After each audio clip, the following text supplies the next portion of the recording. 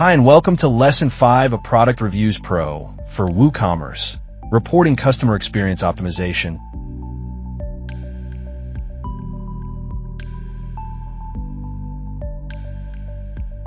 In this video, we will learn about reporting and how to optimize customer experience using WooCommerce Product Reviews Pro.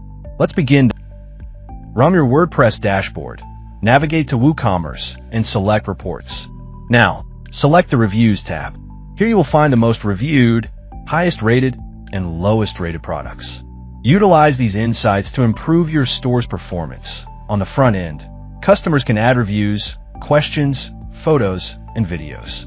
They can also comment on existing contributions, which makes the reviews section more interactive. Customers can upvote or downvote reviews based on their helpfulness.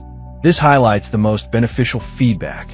If a review is inappropriate, customers can flag it for moderation. This keeps the review section relevant and trustworthy.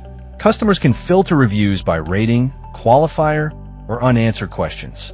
This filtering makes it easy to find the information they need. To improve customer engagement, encourage detailed reviews.